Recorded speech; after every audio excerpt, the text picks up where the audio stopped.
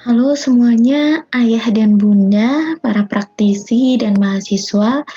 Kali ini kita ada di sesi belajar bareng tentang anak usia dini dengan saya Anissa. Topik pembahasan kali ini tentang literasi keuangan untuk anak usia dini.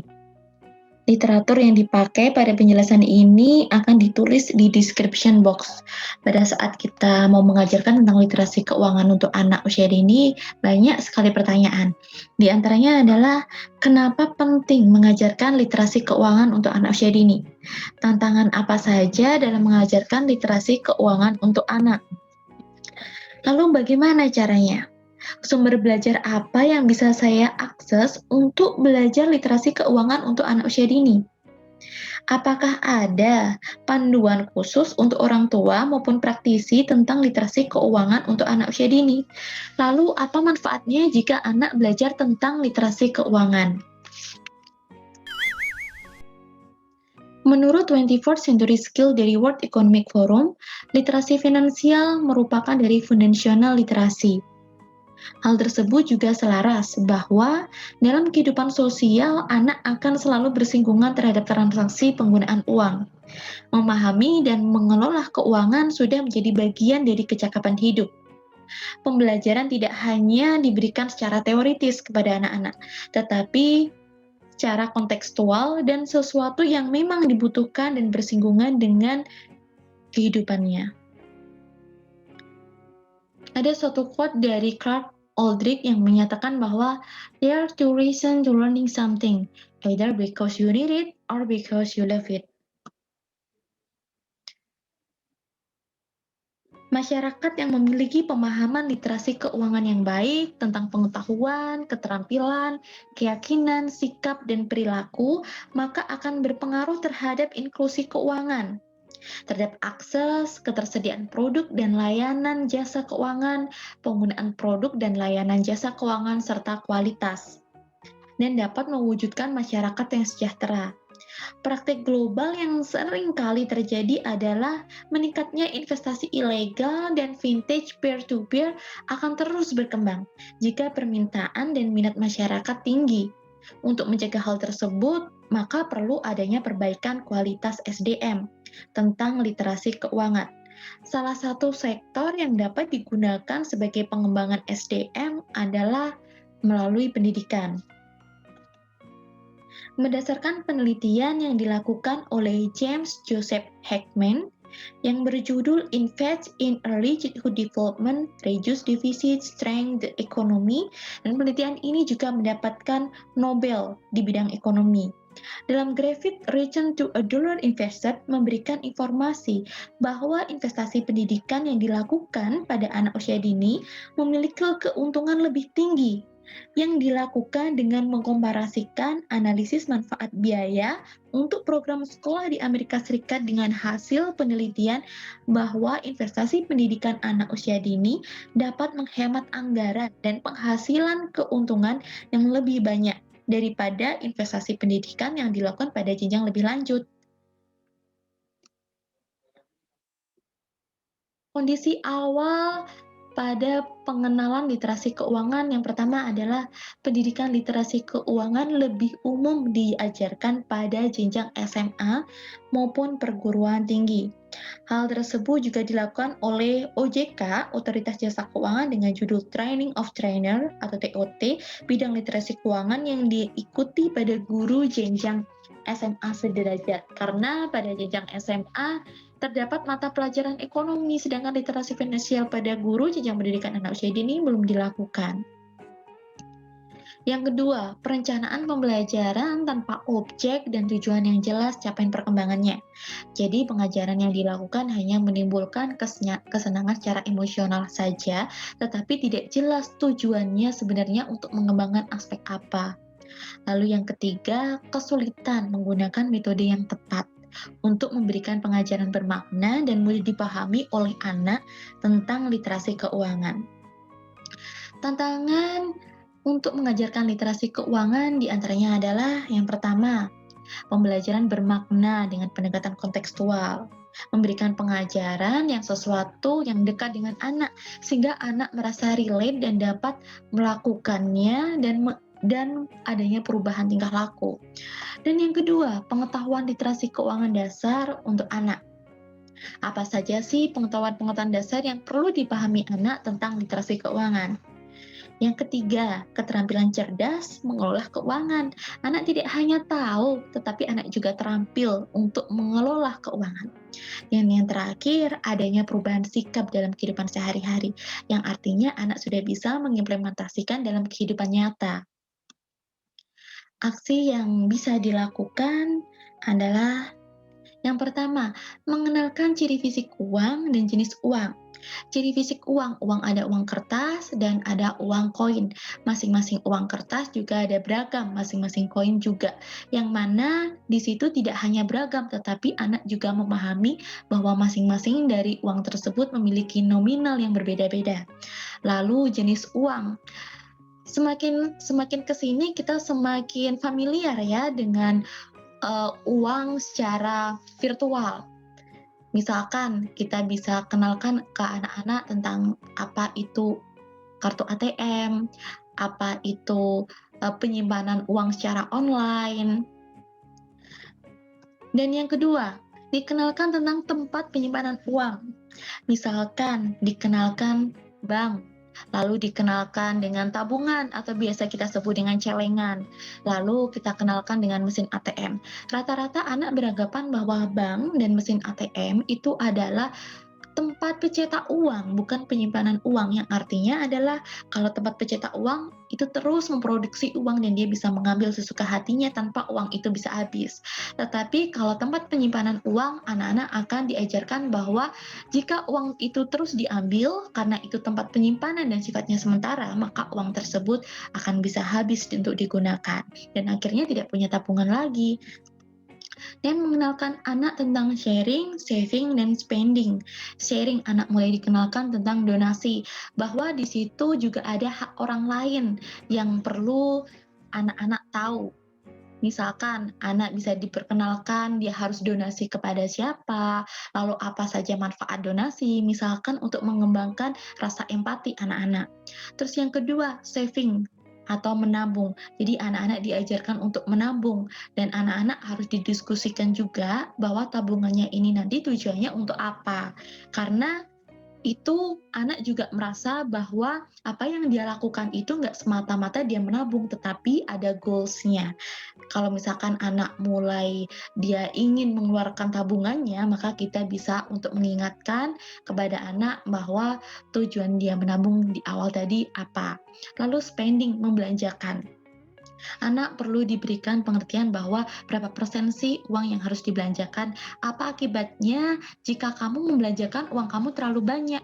Oke, akhirnya aku nggak bisa saving. Kalau nggak bisa saving, nggak bisa untuk membeli barang yang dia tuju, misalkan. Jadi itu semua perlu dipahamkan ke anak. Anak tidak hanya mengerti, tapi dia juga memahami. Terus yang kedua, yaitu adalah diperkenalkan dengan transaksi jual beli.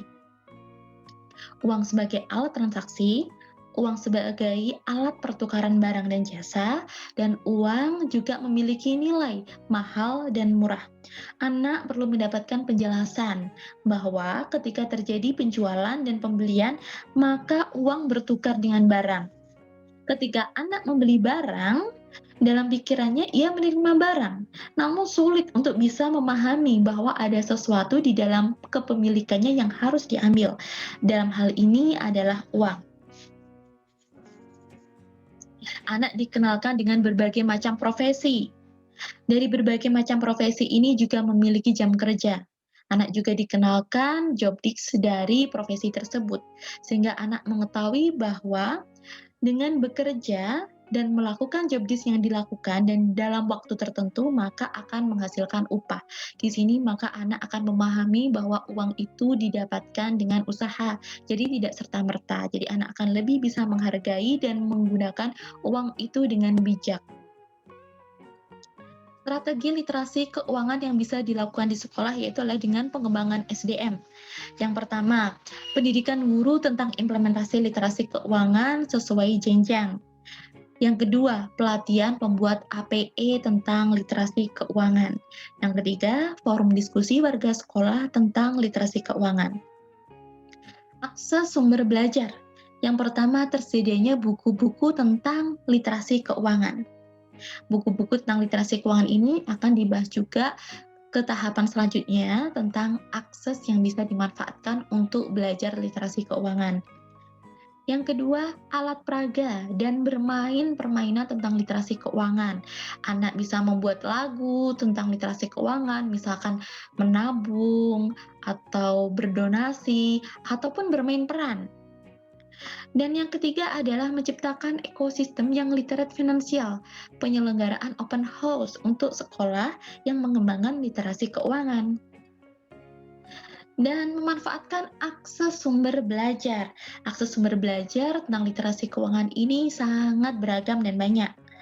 Yang pertama, strategi edukasi literasi keuangan di Indonesia yang dilakukan pemerintah yaitu oleh Kementerian Pendidikan dan Kebudayaan dengan menerbitkan buku GLN, Gerakan Literasi Nasional, dan Pedoman Pendidikan Sosial Finansial di Satuan PAUD.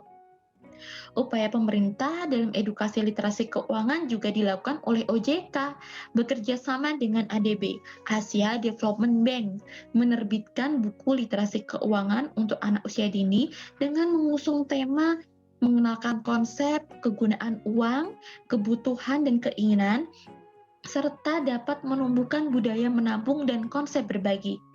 Selain itu, juga menerbitkan satu buku pendamping yang berjudul Menumbuhkan Kecakapan Literasi Keuangan untuk Anak Usia Dini yang ditujukan kepada orang tua dan guru. Semua buku yang bertajuk Literasi Keuangan Anak Usia Dini yang diterbitkan OJK dapat diunduh secara gratis pada website sikapiuangmu.ojk.go.id. Atau nanti teman-teman juga dapat untuk download linknya yang saya tuliskan di description box ya. Sikapi Uangmu juga merilis 3 seri video bertajuk Literasi Keuangan untuk Anak yang dapat diakses pada kanal YouTube Sikapi Uangmu OJK. Pihak swasta juga ikut andil di sini. Salah satunya adalah dikembangkan program bernama Cacing Money Smart Kid oleh Prudential Foundation dengan mengusung konsep pembelajaran keuangan dasar, memperoleh, menyimpan, membelanjakan, dan mendonasikan.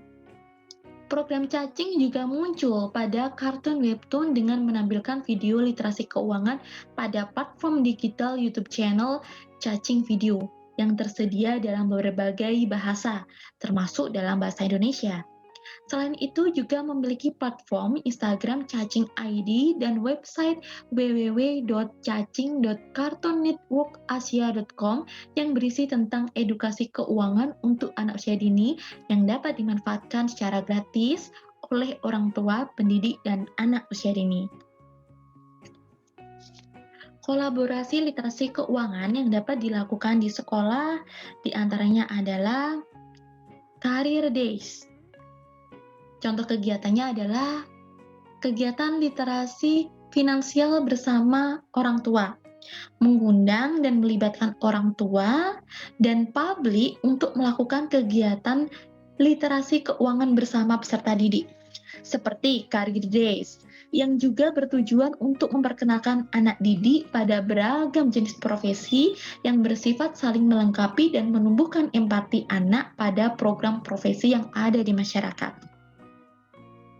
Yang kedua, pelibatan lembaga luar sekolah.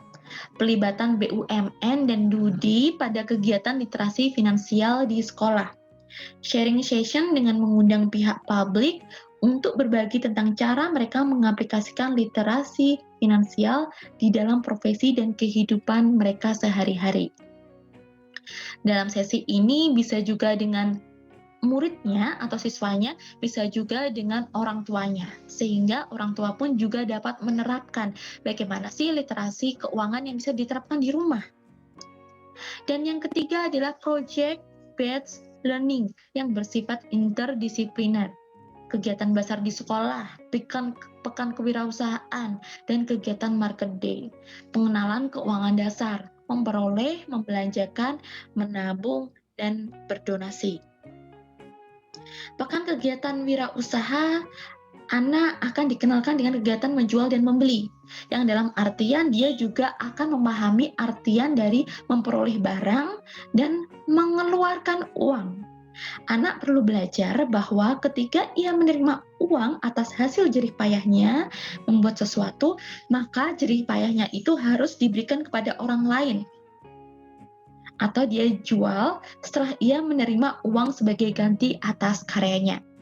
Refleksi pada saat mengenalkan literasi keuangan untuk anak usia dini adalah praktik literasi keuangan tidak hanya memberikan pemahaman anak terkait keuangan, seperti fungsi uang dan bagaimana menggunakannya dengan bijak, namun anak juga belajar tentang karakter. Anak akan belajar tentang karakter. Yang pertama, kontrol emosi. Tidak impulsif membelanjakan uang dan mengabaikan tujuan menabung. Dan yang kedua, anak belajar membedakan antara keinginan dan kebutuhan untuk mengalokasikan keuangannya. Yang ketiga, anak memahami bahwa uang didapat dengan adanya usaha, sehingga anak akan lebih menghargai barang yang dimiliki. Keempat, uang dapat habis, maka lebih bijak dalam penggunaannya. Demikian pemaparan tentang literasi keuangan untuk anak usia dini. Jika ada pertanyaan ataupun ada yang tidak dipahami, teman-teman dapat menuliskannya di description box.